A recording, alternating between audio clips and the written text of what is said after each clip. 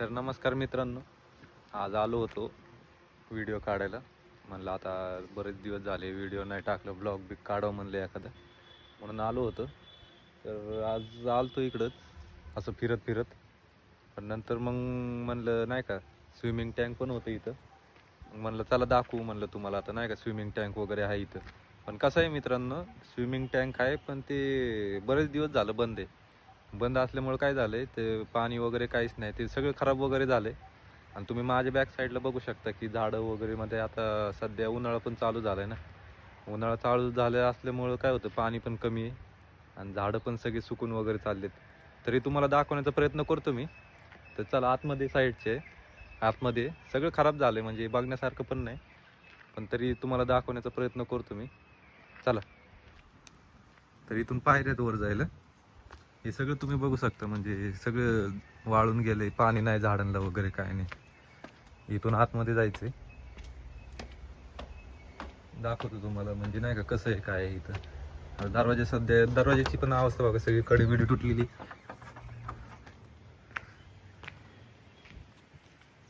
आलोय आपण आता सध्या आतमध्ये. आता हे तुम्ही माझ्या बॅक साईडला बघू शकता, हे सगळं स्विमिंग टँक होतं आधी. म्हणजे जेव्हा कोरोना आला ना, ज्या दिवसापासून बंद झालं ना त्या दिवशीपासून बंदच आहे, म्हणजे चालूच नाही झालं ते वापस. त्यानंतर जी अवस्था झाली नाही याची, तुम्ही बघू शकता बॅक साईडला, लय बेकार अवस्था झाली. म्हणजे पहिले लय भारी होतं, आम्ही लय मज्जा बिज्जा करायचो नाही का येऊन इथं. पण आता सगळं खराब झालंय सगळं. म्हणजे स्विमिंग टँक आहे म्हणून काय वाटतच नाही, नाही का. हे काय, हे इथून म्हणजे नाही का उड्या बिड्या मारायला होतं. आणि हे जे स्विमिंग टँक आहे ना, हे 10 फुटाचं होतं. म्हणजे 0 पासून 1 फूट, 2 फूट, 5 फूट, 7 फूट असं 10 फुटापर्यंत होतं. तुम्ही बघू शकता इथं, त्याच्यावर मार्किंग वगैरे पण दिलेली. 10, 11, 9, 8 अशी मार्किंग होती. म्हणजे त्या त्या फुटांनुसार पाणी वगैरे असायचं त्यामध्ये नाही का. आणि आता बघा तुम्ही, म्हणजे असं वाटतच नाही की स्विमिंग टँक आहे म्हणून, वाटतच नाही ती स्विमिंग टँक आहे म्हणून. तर बघा बॅक साईडला बघू शकता तुम्ही माझ्या, म्हणजे सगळी दुरावस्था झाली त्याची. म्हणजे नंतर नाही काय चालू पण नाही केलं. आणि नंतर पाण्याची पण कमतरता बरीच होती, म्हणून काय चालू वगैरे केलं नसतं त्यांनी. पण आम्ही नाही का मज्जा बिज्जा करायला फुल यायचं इथं नाही का. काय 20 रुपये द्यायचे, 20 रुपये देऊन 1 तास, हा 1-2 तास असायची. फुल उड्या बिड्या मारायचे, इथून पवायचं बिवायचं मस्त पीक यायचं. पण आता काय मनच खराब झालंय नाही का, येऊ पण वाटत नाही. पण आलतो असंच व्हिडिओ काढायला, तर म्हणलं एखादं नाही का ब्लॉग बिग काढावं म्हणलं मस्त पैकी, म्हणून मग दाखवतोय. तुम्ही बघितलं असतं ना, आता सगळं गवत बिवत म्हणजे सगळं सुकून गेले बॅक साईडला बघा. सगळं सुकून वगैरे गेलंय, सगळं सगळं खराब झालं इथं.